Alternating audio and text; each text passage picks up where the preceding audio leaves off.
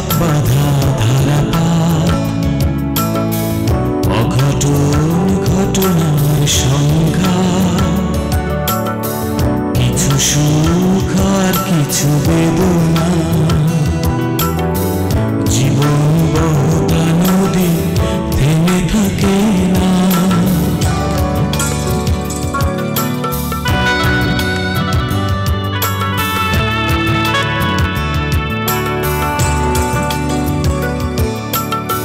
ছুটছে মানুষ অচিন্তানে, সুখ ভেসে যায় জলের বানে।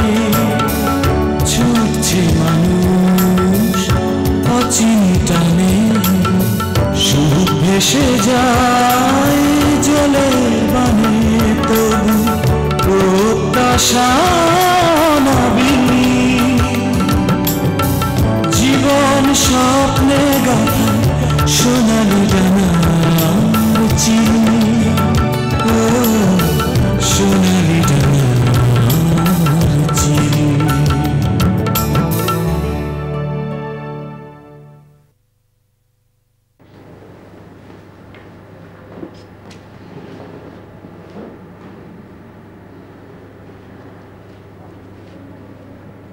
পেশেন্ট কোথায়? ওনাকে তো ওটিতে নিয়ে যাওয়া হয়েছে। কেন আপনি জানেন না? কি জানবো আমি? পেশেন্টের তো পা কেটে ফেলা।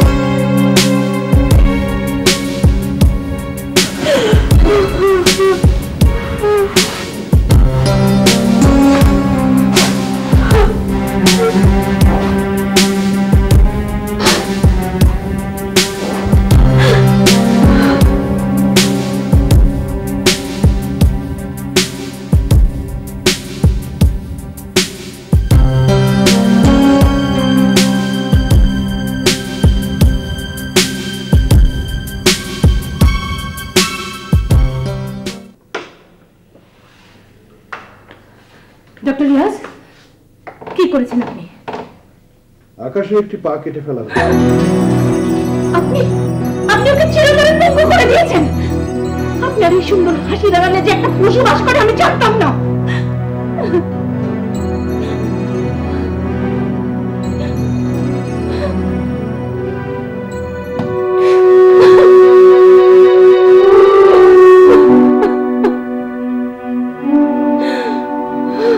বাবা আমার শেষ ইচ্ছাটা আমি পূরণ করতে পারলাম না খালা।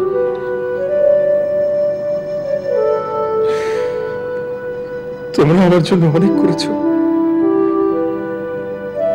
কিন্তু আমি তোমাদের জন্য কিছুই করতে পারলাম না। এই ব্যর্থতা নিয়ে বাঁচবো কি করে আমি?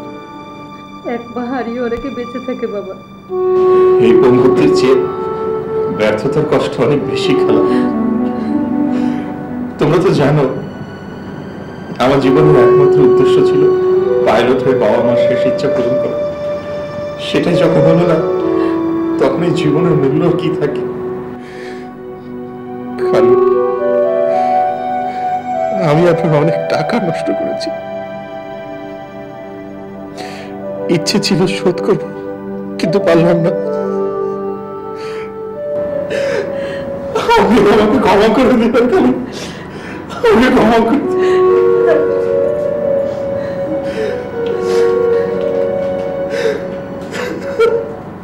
বুঝলেন বিআই সাহেব, আমার দেরি সইলেও আমার ছেলের তো আর দেরি সইছে না। আর মাত্র কয়টা দিন, সামনে তোর পরীক্ষা, পরীক্ষাটা শেষ হয়ে গেলেই। আচ্ছা, ওই 15 ভরি সোনার ব্যাপারটা। না না, ও নিয়ে আপনি কিচ্ছু ভাববেন না, আমি ওটা অলরেডি কিনে রেখেছি। আলহামদুলিল্লাহ আলহামদুলিল্লাহ। আপনি আবার এটাকে কিন্তু যৌতুক মনে করবেন না, এটা একটা ফ্যামিলি ট্রেডিশন। এই ফ্যামিলি ট্রেডিশন না থাকলে আমি এক সুতাও নিতাম না। তা তো বটেই, তা তো বটেই। Good evening uncle. Good evening my son. কি ব্যাপার, গত দুদিন ধরে তোমার দেখানি? একটু ব্যস্ত ছিলাম। ও ইয়েস, তোমার রিসার্চ ওয়ার্ক?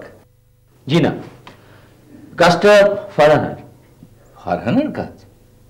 জি, আসলে ওর ফেলোশিপের জন্য কিছু পেপারস প্রয়োজন ছিল। ও তো ব্যস্ত, তাই আমি করে দিলাম। I C. ফারহানা কি ফিরেছে? হ্যাঁ, আজ একটু আগেই ফিরেছে, ওর ঘরেই আছে। যাও। স্যার, আকাশের ব্যাপারে ফারহানা খুব ডিপ্রেসড হয়েছে। ছেলের একটা পা কেটে বাদ দেওয়া হয়েছে, ও কিছুতেই মেনে নিতে পারছে না। ছেলেটা যে হিস্ট্রি শুনলাম, এটা খুবই স্বাভাবিক। আমি ওকে অনেক বুঝিয়েছি, কিন্তু কোনো কাজ হয়নি। দেখো তুমি কিছু করতে পারো কিনা। ঠিক আছে আঙ্কেল, আমি দেখছি।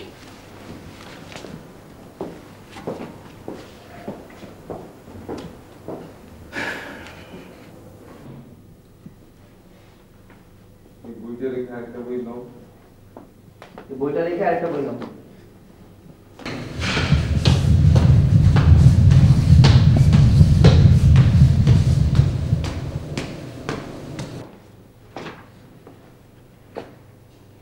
May I come in? আসুন। তুমি খুব ব্যস্ত দেখতে পাচ্ছি, মাত্র 2 মিনিট তোমার কাছ থেকে নিতে পারি? আপনি বসুন না প্লিজ। আমি বসে থাকবো আর তোমার সব মনোযোগ বইতে থাকবে, এটা তো হতে পারে না। আচ্ছা ঠিক আছে, মনোযোগ আপনার দিকে দিলাম, বলুন। ধন্যবাদ। এই নাও তোমার ফেলোশিপের যাবতীয় পেপারস রেডি।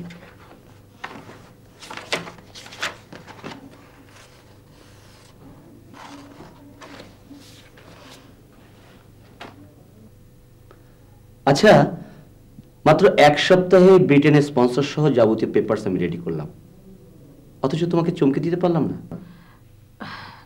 আপনি চমকে দেবার মতোই কাজ করেছেন, কিন্তু আই এম সরি। আমি আসলে please please, you need not to explain. Now সই করো। ব্যস্ততার মাঝে আবার হয়তো তুমি ভুলে যাবে। আমি লন্ডন যাচ্ছি, আমার সঙ্গে তোমাকে নিয়ে যেতে পারি কিনা তারই চেষ্টা।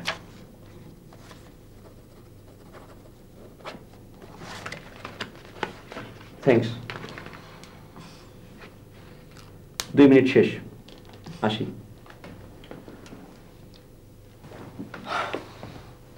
আর 1 মিনিট তোমার কাছে সময় নিতে পারি? বলুন। আমার মনে হয় তুমি বইতে কিছু খুঁজছো। I might help you. না, মানে আর্টিফিশিয়াল লিম্ব কতটা এফেক্টিভ সেটাই দেখছিলাম। আমি তোমাকে একটা বই এনে দেবো, এ নভেল। নভেল?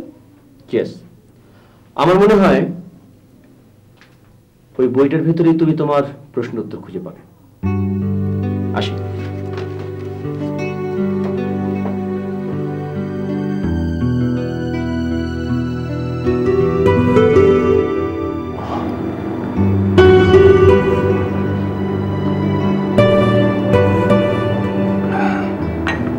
সিস্টার, ডাক্তার ফারহানাকে একটু ডেকে দেবেন।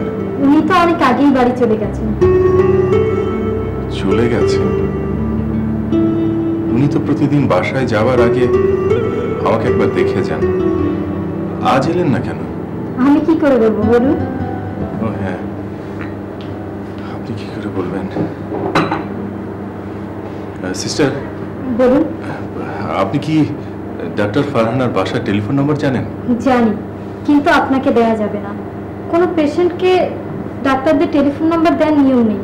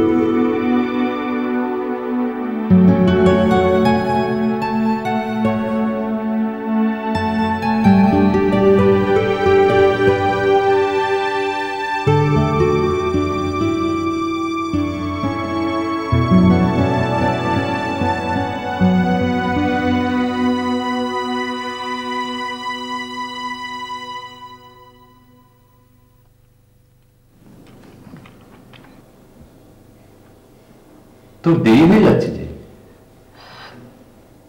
আজ আর হাসপাতালে যাব না। ছুটি নিয়েছিস? না, এমনিতে ভাল লাগছে না।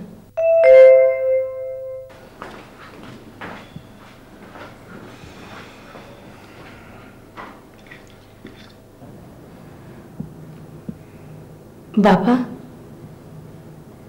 ডাক্তার কি ভিন্ডিকটিভ হয়? সচরাচর হয় না, তবে ব্যতিক্রম তো আছেই। আফটার অল ডাক্তারও তো মানুষ। হঠাৎ এই প্রশ্ন করছিস কেন? না, শরীফ সাহেব আসছেন। ও, আমি দিচ্ছি।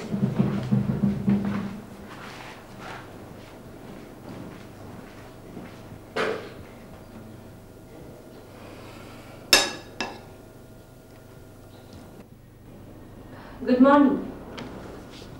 মর্নিং। এই যে তোমার নভেল। Thank you. বসুন।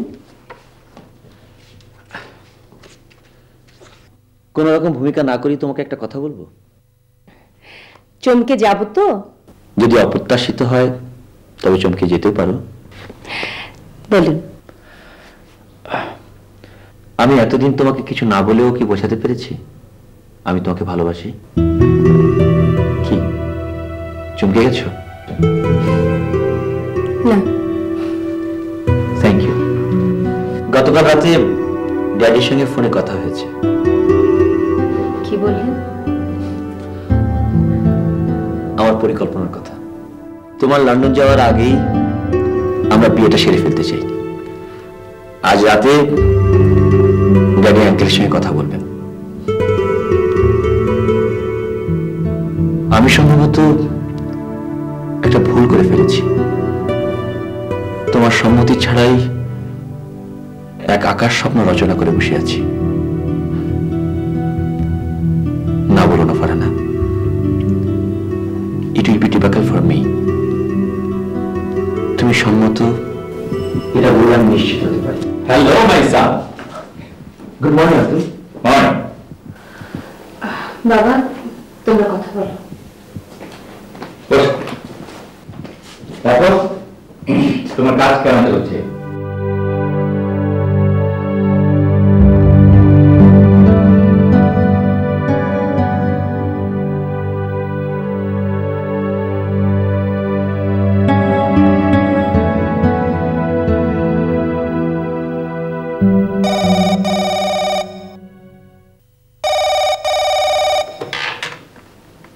হ্যালো, ডক্টর ফারহানা, আপনি হাসপাতালে আসবেন না?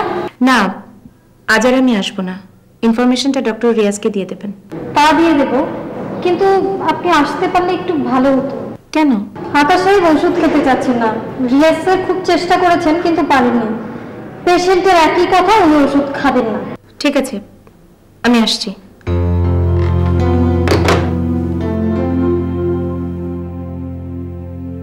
কই নিন, ওষুধটা খেয়ে নিন। আপনি শুধু শুধু চেষ্টা করছেন সিস্টার, আমি ওষুধ খাবো না। প্লিজ নিন। কি ব্যাপার? দেখুন না, উনি ওষুধ খেতে যাচ্ছেন না।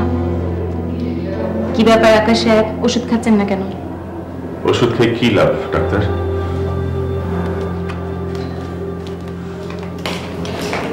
ওষুধ না খেলে আপনি সুস্থ হতে পারবেন না।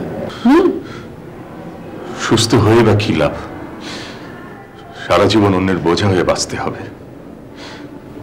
ডাক্তার, কিছু আশা, আকাঙ্ক্ষা, সম্ভাবনার জন্য অপেক্ষার নাম জীবন। আমার জন্য কোনো স্বপ্ন নেই, কোনো আশা নেই, কোনো সম্ভাবনা নেই। আমি বাঁচবো কেন বলুন? বেঁচে থাকলে স্বপ্ন তৈরি করার সম্ভাবনা থাকে। আমার স্বপ্ন তো একটাই, তা তো কোনোদিন পূরণ হবে না।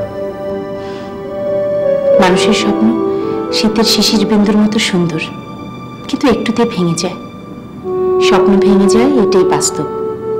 তবু আমরা স্বপ্ন দেখি, কারণ স্বপ্ন ছাড়া আমরা বাঁচতে পারি না। আপনি বেঁচে থাকলে আবার নতুন করে স্বপ্ন রচনা করতে পারবেন। তখন বেঁচে থাকার অর্থ আপনি খুঁজে পাবেন। নিন, ওষুধটা খেয়ে নিন প্লিজ।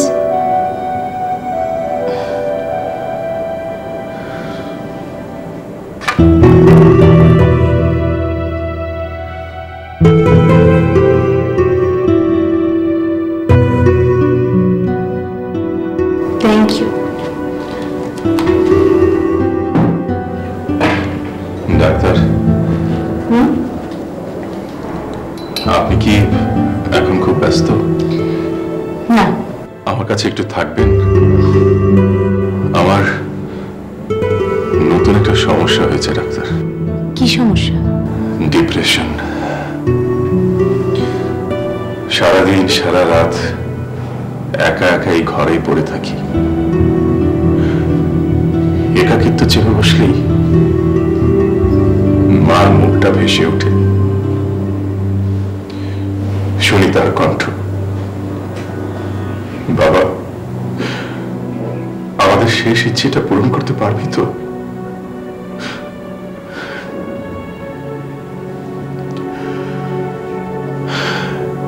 গতকাল কালাম্মা আসেনি, রিমা আসেনি, আপনিও আসেননি। মনে আছে, পায়ের ব্যথার চেয়ে একাকিত্বের কষ্টটা বহুগুণ বেশি।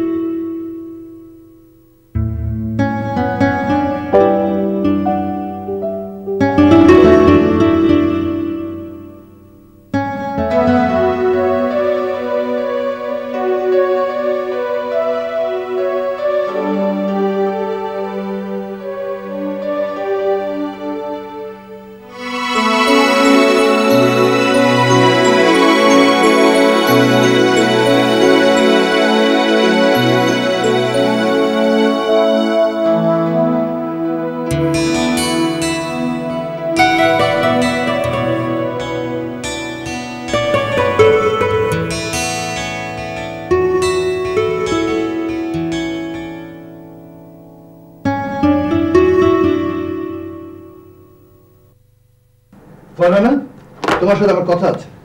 কি কথা? অথরিটির কাছে আমার বিরুদ্ধে তুমি রিটেন কমপ্লেন করেছো। করেছি, করাটাই স্বাভাবিক। কারণ আপনি ব্যক্তিগত ঈর্ষা চরিতার্থ করার জন্য আকাশের পা অন্যায়ভাবে কেটে ফেলেছেন। আকাশের উপর আমি ঈর্ষাপরায়ণ কেন হব? আপনার হীনমন্যতার জন্য। আপনি ধারণা করে নিয়েছেন আকাশের সাথে আমার কোনো সম্পর্ক আছে, and you couldn't tolerate that. আমি ধরে নিয়েছি আকাশের সাথে তোমার ইন্টিমেসি, আর সেই ধারণাটা তো তুমি আমাকে দিয়েছো। আমি? Yes, you. ওটিতে আকাশকে দেখে তুমি ফেইন্ট হয়ে গিয়েছিলে। তোমার মতো ডাক্তার জ্ঞান হারিয়ে পড়ে যাবে, ব্যাপারটা অস্বাভাবিক। এই জন্যই তোমাকে আমি জানতে দেইনি অপারেশনের পরে আকাশের কি কমপ্লিকেশন হয়েছিল। কি হয়েছিল আকাশের? গ্যাংগ্রিন। গ্যাংগ্রিন? ইয়েস। ব্যাপারটা বাইরে থেকে বোঝার উপায় ছিল না, কিন্তু আমার চোখ এড়ায়নি। এত দ্রুত এক্সপেক্ট করছিল যে ওর পাটা কেটে ফেলে না দিলে ওকে বাঁচানো অসম্ভব হয়ে যেত। আমাকে জানাননি কেন? তোমাকে আমি কষ্টটা দিতে চাইনি, কারণ আমার পক্ষে তোমাকে কষ্ট দেওয়া সম্ভব না।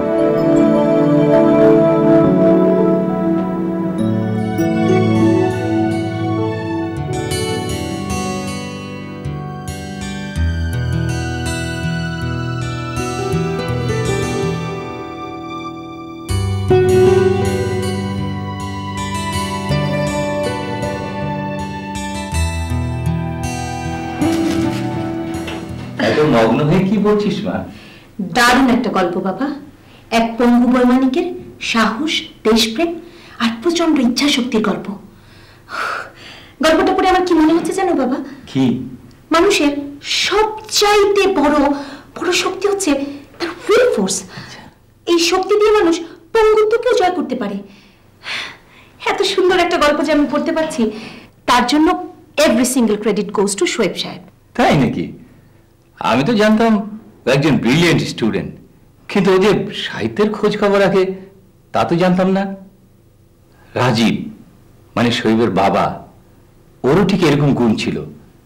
আমরা যখন একসঙ্গে কলেজে পড়তাম সারাদিন দেখতাম ও গল্প, কবিতা, গান এগুলি নিয়ে ব্যস্ত আছে, অথচ পরীক্ষার রেজাল্ট ফার্স্ট কিংবা সেকেন্ড। বাবা, তুমি কি জানো যে শোয়েব সাহেব অদ্ভুত সুন্দর গিটার বাজান? না তো। আচ্ছা মা, শোয়েবকে তোর কেমন লাগে? ভালোই তো। কাল শোয়েব বলছিল আগামী মাসে বিয়েটা সেরে ফেলতে চায়। রাজীবের সঙ্গে আমার কথা হয়েছে, ওরও মত তাই। আমি কোনো সিদ্ধান্ত দিতে পারিনি। তোমার সিদ্ধান্ত মেনে নেব না তুমি কি করে ভাবলে? তোর কথা শুনে খুব খুশি হলাম মা। আমি তাহলে আজই রাজীবের সঙ্গে টেলিফোনে কথা বলি।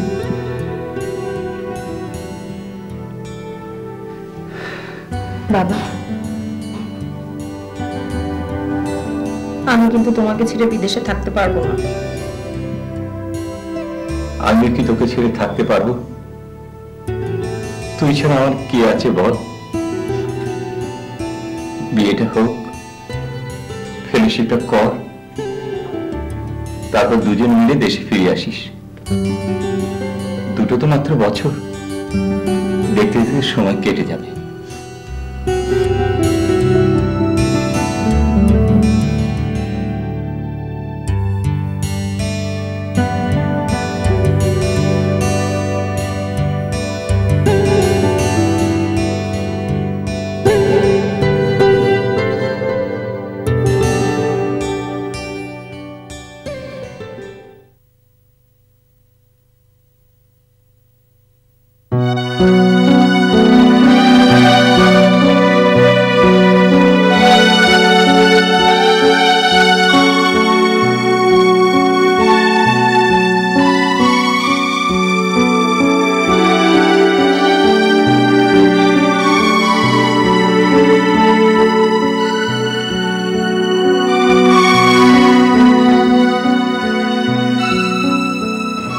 আজ বহুদিন পর আপনি বন্দি দশা থেকে মুক্তি পাবেন। আপনাকে আমি বাইরের মুক্ত পরিবেশে নিয়ে যাব। সত্যি?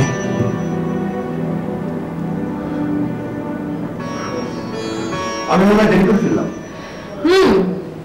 তবে খুব বেশি না, 1 মিনিট। আকাশ, এই চেয়ারটা ব্যবহার করা বেশ মজার। ডোন্ট ওয়ারি, আমি তোমাকে দেখিয়ে দিচ্ছি।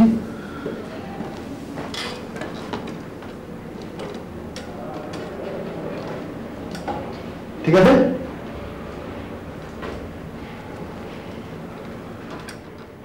Oh man, you should be happy.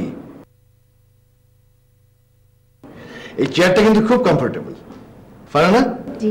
এসো আকাশকে বসে দিই।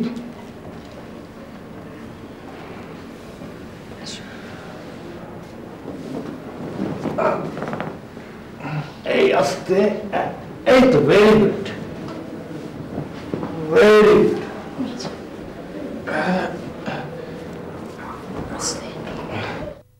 এই তো নাইস, ইয়েস।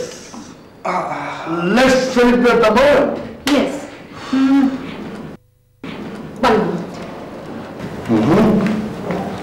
এই তো, কি কমফোর্ট ফিল করছো? This way. Thank you. Welcome. It's the glorious moment. Farhana, আমার বিশ্বাস এর আগে কোনো যুবককে তুমি ফুললি কংগ্রেচুলেট করোনি। আপনি ঠিকই বলেছেন।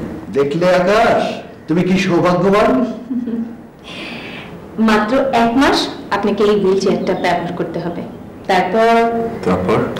তারপর আপনি ক্র্যাচ পাবেন।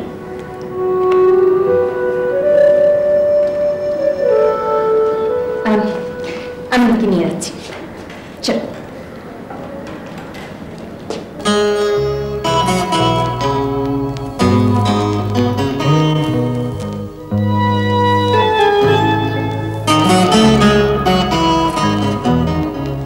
हिमेल हवा डाक दे जाए,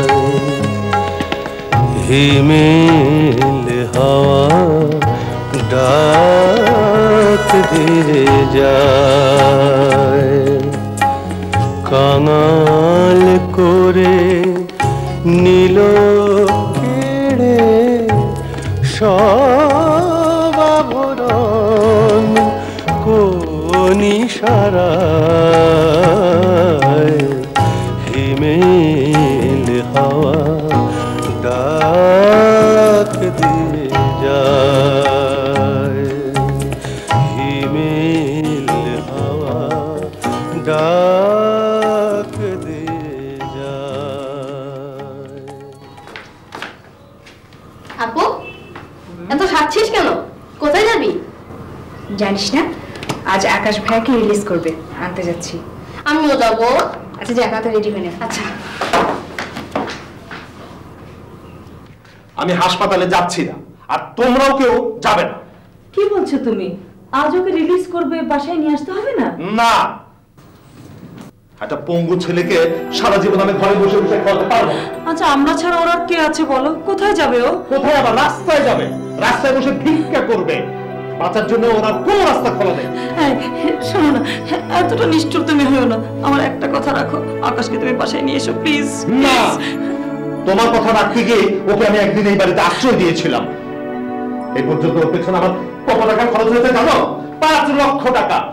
ওই টাকা খরচ না করলে আমি সাভারের 2 কাঠা জমি কিনতে পারতাম। শোনো, আমি তোমাকে স্পষ্ট জানিয়ে দিচ্ছি, আকাশের কাছে তোমরা যদি কেউ যাও তাহলে আমি তুই কাণ্ড ঘটিয়ে ছাড়বো।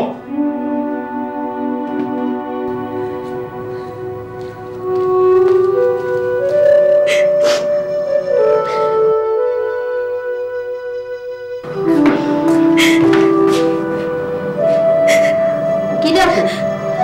যাবি না?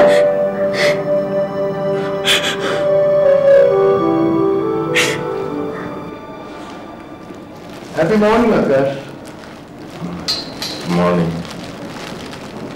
3 মাস পর বাড়ি ফিরে যাচ্ছেন, ভালো লাগছে না? না, যখন সুস্থ সবল ছিলাম তখনই খালু আমাকে অ্যাকসেপ্ট করতে পারেননি, আর এখন এই অবস্থায়। এভাবে বলবেন না প্লিজ, আমরা আপনার খালুকে বুঝিয়ে বলবো। আমার তো মনে হয় তোমার খালু তোমাকে বেশি কেয়ার করবে, মানবিক কারণেই। ডক্টর ফারহানা আকাশ সাহেবের খালু ফোন করেছেন। আমি আসছি।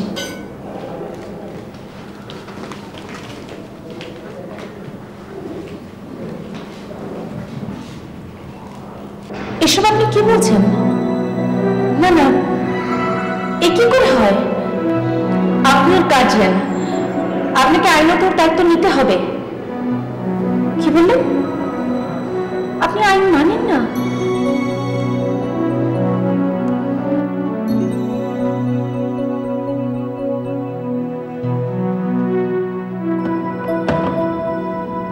আফজাল সাহেব ওনাকে ফিরিয়ে নিতে যাচ্ছেন না। আমি জানতাম খালু আমাকে কোনোদিনই গ্রহণ করবেন না। আমি এখন কি করবো ডাক্তার? কোথায় যাব? আপনি তো ভেঙে পড়বেন না, আমি আপনার খালুকে বুঝিয়ে বলবো। বুঝিয়ে কোনো লাভ নেই, তাকে কেউ কোনোদিন বোঝাতে পারেনি। তিনি যা বোঝেন তাই করেন। ডোন্ট গেট আপসেট আকাশ, সমাধান একটা হবেই। সমাধান একটাই, আমার মৃত্যু।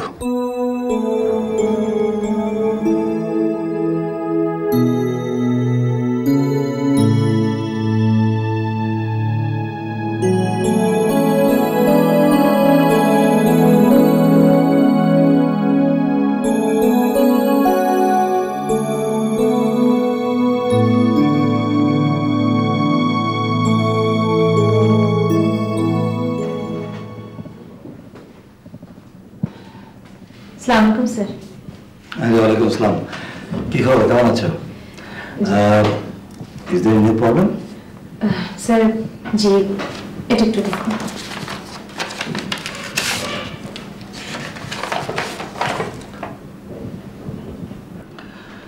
তুমি ভালো করেই জানো একজন পেশেন্টকে হসপিটাল থেকে রিলিজ করার পরে তাকে আর হসপিটালে রাখার কোনো নিয়ম নেই।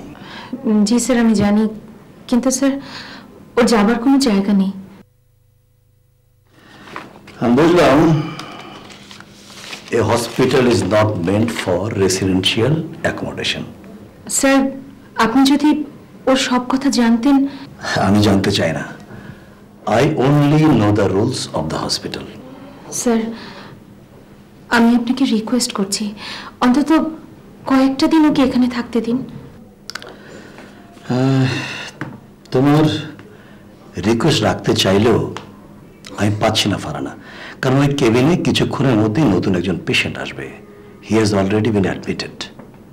তাছাড়া এই মুহূর্তে কোনো কেবিনও খালি নেই, আর জেনারেল ওয়ার্ডে অন্য পেশেন্টের সঙ্গে সুস্থ মানুষকে রাখা ইথিক্যাল হবে না। তুমি বরং রুমের বাইরে অন্তত রাখতে পারো কিনা চেষ্টা করে দেখো, and that should be unofficial arrangement, বুঝলে? Thank you sir. Thank you.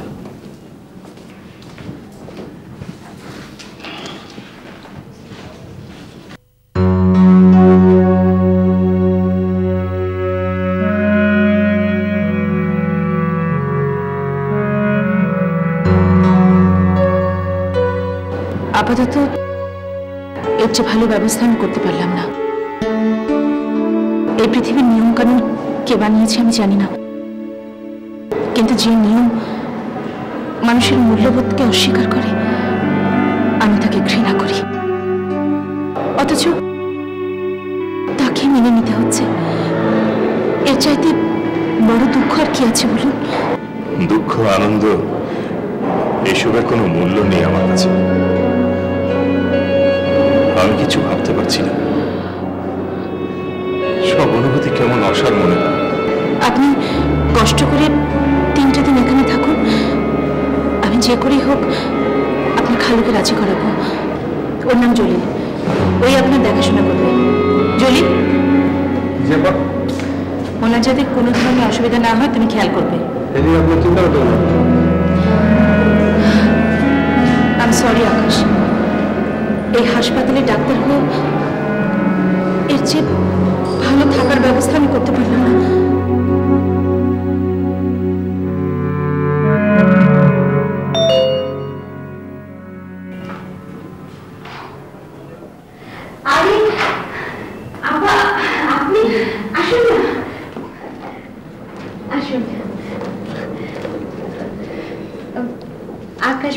আছে? আছে ভালোই। তোমার বাবা বাড়ি নেই? জি আছে, আপনি বসুন না, বসুন। হ্যাঁ,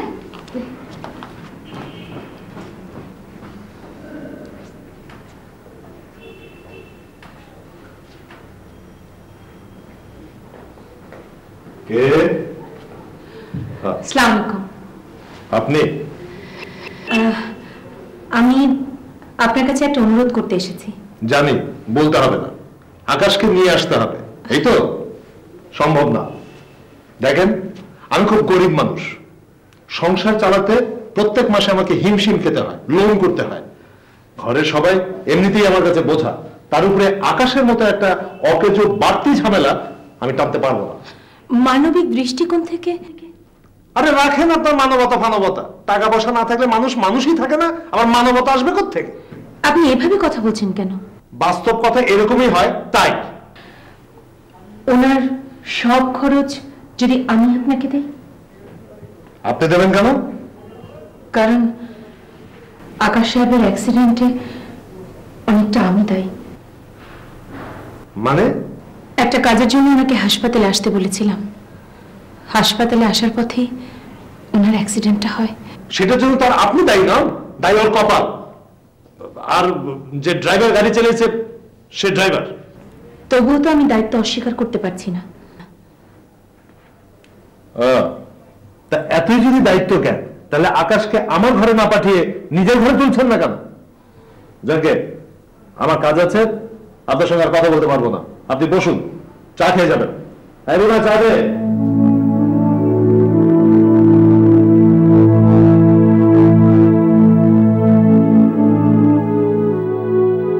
আকাশ, আকাশ। হ্যাঁ, ও আপনি? আপনার কি খুব খারাপ লাগছে? ভীষণ ক্লান্ত হয়ে পড়েছি। দুপুরে খেয়েছিলেন তো? এ ক্লান্তি ক্ষুধার নয় ডাক্তার। আমার কি হবে ভেবে ভেবে কোনো উপায় বের করতে পারিনি, ক্লান্ত হয়ে পড়েছি। আজ 3 দিন শেষ হয়ে গেল। খালুকে রাজি করাতে পেরেছেন? সব শেষ, সব ঠাই শেষ, তাই না? প্রত্যেক মানুষকে তো একদিন মরতে হয়, কারো কারো পরিণত বয়সে, আবার কারো কারো অকাল মৃত্যু। ফলাফল তো একটাই, মৃত্যু। ফারহানা, তুমি এক্ষুনি একবার আসতে পারবে? আমি তোমাদের বাসাতে আছি। কি হয়েছে? জীবন এক ছক বাঁধা ধারাপাত, অঘটন ঘটনার সংখ্যা,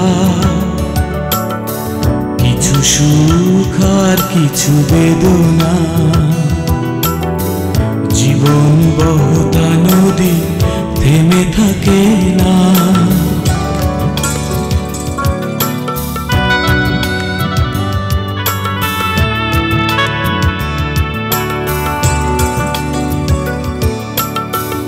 ছুটছে মানুষ অচিন্তানে, সুখ ভেসে যায় জলের বানে, তবু প্রত্যাশা অনাবিল।